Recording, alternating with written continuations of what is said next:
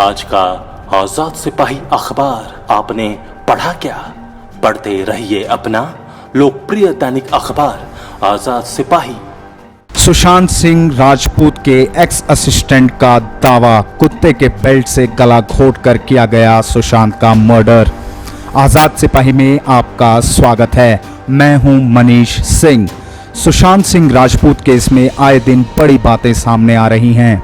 सुशांत के x assistant अंकित आचार्य ने चौंकाने वाला बयान दिया है।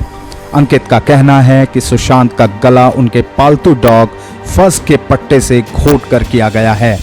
अंकित ने कहा, मैं सुशांत भैया को अच्छे से जानता हूं, मुझे यकीन नहीं हो रहा कि उन्होंने आत्महत्या की है।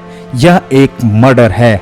अगर हम ये मान भी लें कि सुशांत भैया ने आत्महत्या की है, तो जब कोई आत्महत्या करता है तो उसके गले पर यू मार्क आता है, लेकिन जब कोई आपका गला दबाता है तो ओ शेप में मार्क आता है।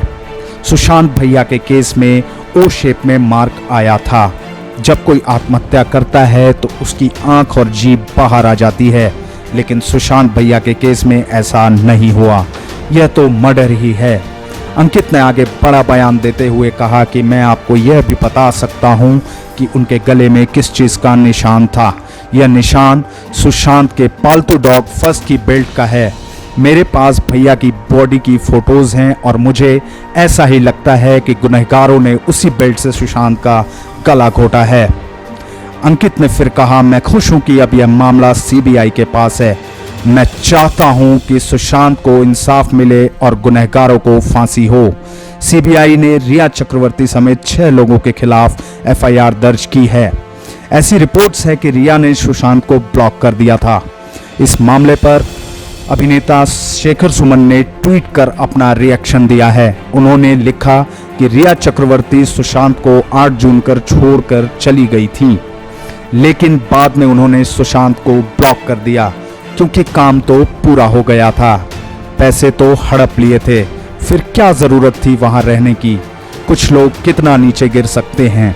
इसके साथ ही शेखर सुमन ने हैशटैग के साथ लिखा कि अरेस्ट रिया चक्रवर्ती। मामले में प्रवर्तन निर्देशालय ने मनी लॉन्ड्रिंग के एंगल से भी जांच करने की बात कही है। शनिवार को लगातार दूसरे दिन रिया चक्रवर्ती के भाई शौविक चक्रवर्ती ईडी के मुंबई स्थित कार्यालय पहुंचे। इससे पहले शुक्रवार को उनसे 2 घंटे पूछताछ की गई थी। ईडी ने सुशांत के रूममेट रहे सिद्धार्थ पिठानी को भी बुलाया है। वहीं रिया से भी शुक्रवार को जांच एजेंसी ने लगभग 9 घंटे पूछताछ की थी। रिया से आगे ईडी सोमवार को पूछताछ करेगी। इसके अलावा सुशांत की पूर्व बिजनेस मैनेजर श्रुति मोदी और सीए रितेश शाह से भी पूछताछ की गई। इसी बीच सुशांत के फ्लैटमेट रहे सिद्धार्थ पिठानी को लेकर एक ऐसी हैरान करने वाली बात सामने आई है जिससे वह इस केस में फंस सकते हैं। बता दें कि आईटी पेशेवर पिठानी 1 साल से राजपूत के साथ रह रहे थे।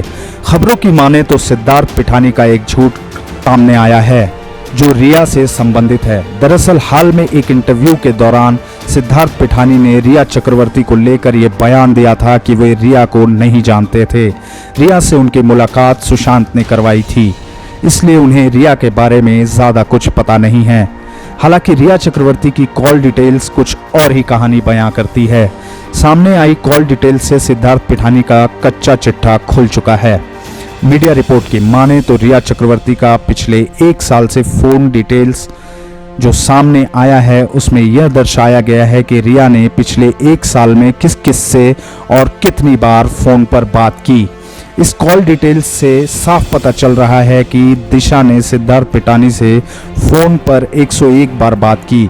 वहीं महेश भट्ट से 18 बार बात की, सैमुअल मिरिंडा से 287 बार और पिता से 1192 बार। अपने भाई से रिया चक्रवर्ती ने 1069 बार बात की। श्रुति मोदी से 791 बार और सुशांत से 137 बार बात की थी। अब रिया की कॉल डिटेल्स आते ही ये तो साफ हो गया है कि सिद्धार्थ पिठानी वाकई में झूठ बोल रहे हैं। रिया के बारे में कुछ नहीं जानते हैं। इधर हरियाणा के सीएम सुशांत के पिता और बहन से मिले।